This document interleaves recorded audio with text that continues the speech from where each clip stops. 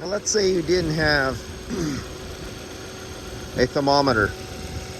You only had a clamp-on thermometer, and you wanted to know roughly what the temperature coming out the dash is. Well, you see this SLT?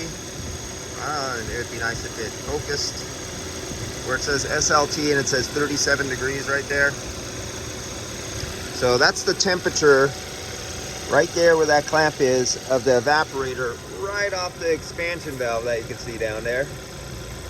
And that's the temperature of your evaporator. So for you who don't know, whatever your temperature of your evaporator, you could kind of guess. We're going to say a rule of thumb, and you're not supposed to do rules of thumb because whoever uses rules of thumbs needs their thumbs cut off. You could kind of guess that your dash temperature, depending on the ambient conditions, and different year, make, model vehicles, all different, but you could kind of guess your dash temperature difference from whatever the temperature of this line leaving the evaporator with a full charge, a properly operating expansion valve, properly operating fans, nice unrestricted condenser, not a plugged up, nothing plugged up, everything working perfectly. You'll have somewhere, say roughly 7 degrees to 12 or 14 degrees difference. That means a higher temperature on inside. So if we have 38 degrees here, we might have 48 degrees there, but we could have 35 degrees on the inside if it was 32 degrees down here. Sometimes it doesn't follow all the rules that we were taught, and I could have 40 degrees showing at the clamp on the outside, but have 38 degrees coming out of the dash. Now go and explain that.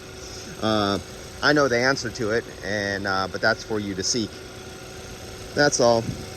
Oh, and remember, if you're a mechanical shop and you have a nearby body shop who sends you cars for recharge, always check their coolant all the time. They don't always fill them up, and or they don't fill them up all the way. They fill them up all the way and then the air purged out and you find out they're low. And so that's another thing. If you're a mechanical shop and a body shop sends you cars either for alignment or any other mechanical work, always double check their work and on the coolant when you're going to run an engine, especially prolonged, that they put coolant back in there or enough coolant. And I just came from another shop going on to employees and hiring and wages with the inflation and everything. I walked into a rather large shop up the street from here, and there's a lot of new faces. I noticed there's some of the old guys were gone, and there's a whole bunch of new faces. And one of their painters leaving. There's a couple painters left, going somewhere where they can actually get paid a living wage for all the inflation. I guess they weren't getting paid as much, which I kind of figured for where they were working. And I seen him packing up his equipment to leave, and I asked him, "Oh, you're leaving, where are you going?" He told me where he's going, and of course it was for definitely quite a bit more pay. That's good for him. And apparently a lot of the other employees left too. And up the street on the other side of the block here, the manager just left, and he went somewhere where he could get better pay and not such headaches, because all the headaches and all the shit from up above come down on the manager when shit doesn't go good out in the shop. But when the owners of these two companies won't pay their guys a living wage for their technical skill, if you know nothing, you have no education, you don't deserve a living wage. You don't come out of high school not knowing how to turn a screwdriver and think you're going to get paid $40 an hour. It doesn't work like that. Unless your uncle or daddy was in the union working for the government and he gets you into their apprentice program, and all of a sudden you're starting at $30 an hour and you can't even write your name on a piece of paper. That's a different story for another day. But yeah, there's like I've been saying in some of my videos, many employee turnovers, and I usually can see the writing on the wall. And I noticed that this one shop that has all these new employees, this is what I start seeing.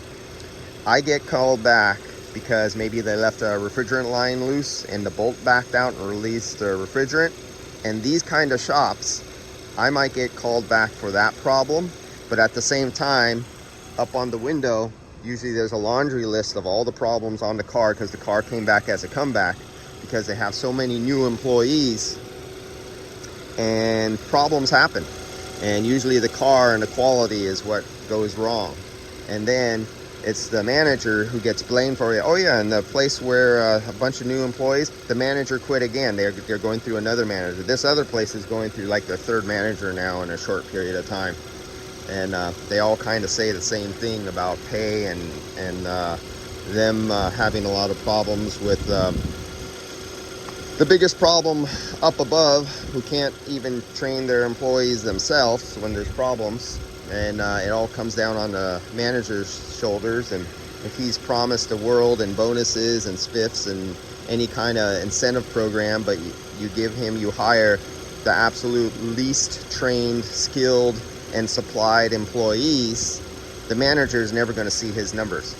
He'll try to work his ass off 200%, but you just gave him a bunch of, not going to call you, technicians, unskilled technicians who really aren't how can I say this without stepping uneducated technicians who aren't worth what they're getting paid. He goes out of his way to pay them just because they're the cheapest. And as long as you can keep throwing parts at it and making money off it as the owner, you guys down below aren't worth shit. You're nothing more than dog excrement to be scraped off at the bottom of your shoe if you don't educate yourself and move up. And unfortunately, one of these managers at one of these places, he's been there so long, he's only known this one place. Their way of business won't fly working at another place unless he finds one as bad as them, but then he won't get paid good. But when you work for a bad place that has bad management and bad work practices too long, you pick up bad habits and bad skills and you become unemployable. And then you find yourself in this network of dog doo-doo, because what does dog doo-doo attract? Flies. And what does flies breed? Maggots. And it's this violent spiral downhill to the bottom of the cesspool. So you guys gotta educate yourself, move up. And if your boss can't train you and he won't pay for training, and he has nobody there who will stay long enough to get good enough to train his lower guys, that's a good clue that you must leave. And yeah, I feel sorry for some of these guys. They work in some pretty hard conditions, and no wonder the turnover is so high. My dad used to tell me, anytime you see looking for hire, hiring this tech, hiring that tech, you always see the hire sign out. That's because of bad management. Bad management doesn't have hiring signs out. All right, see you guys.